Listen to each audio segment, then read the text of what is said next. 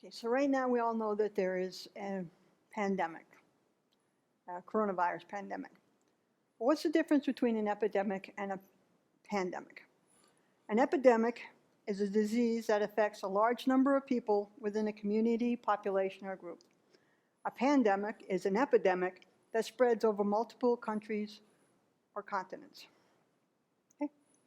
During the coronavirus pandemic, there's also a global epidemic of kind hearts. They're reaching out to in communities to see how they can help. So a community is a unified body of individuals, such as a monastic community, an international community, scientific community. And for a long time, I always believed that in order to have peace and harmony in society and the world, it has to start at the community level. Because humans have been living in communities since before recorded history. And it seems to me this pandemic is providing a lot of evidence to this theory. So I went online and typed in community kindness during the coronavirus pandemic. And what I found was all kinds of articles from Boston to Philadelphia to Arizona to Europe to Russia. And the list just goes on and on. So let's take a look at some of the headlines that I found. The Rotterdam Philharmonic Orchestra in the Netherlands created an uplifting video of musicians playing a montage of Beethoven from their homes. NBA players have donated large sums of money to hourly stadium workers who aren't able to go to work. Massimo Bottura, a Michelin-starred chef, created a kitchen quarantine series on Instagram teaching basic recipes to food lovers who are stuck at home. John Legend and Chris Martin have launched a series called Together at Home, bringing free and intimate concert performances to fans who are quarantined.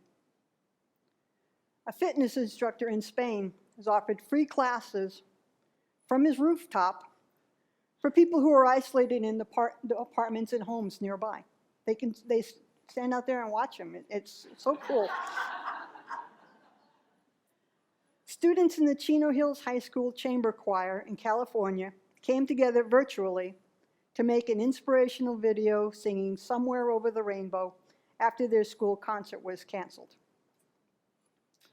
The Shed Aquarium in Chicago shared a heartwarming video of penguins running around to look at the exhibits after they had to close to the public.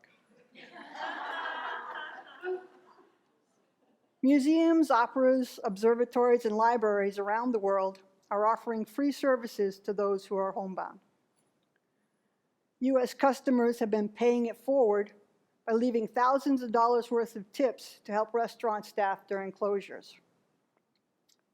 The Italian Air Force sent a message of hope to their country by painting the sky in the nation's colors to Luciano Pavarotti's song Nessun Dorma, which means let no one sleep. Volunteers in Iran have turned shuttered mosques into makeshift spaces to sew face masks and prepare food packages for those in need. In Canada, the idea of caremongering, or coming together as a community to provide food, medical supplies, and support to those in need, has become widespread. People in Spain, Ireland, Portugal, and France have coordinated times to applaud healthcare workers who are saving lives on the front lines.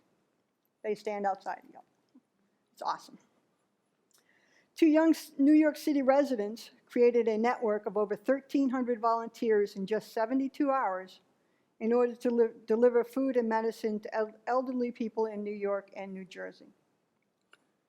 And we've all heard about the quarantine Italian residents who have been singing and dancing together from their balconies. And they also put up a sign that said, "Come on, guys, everything is going to be all right."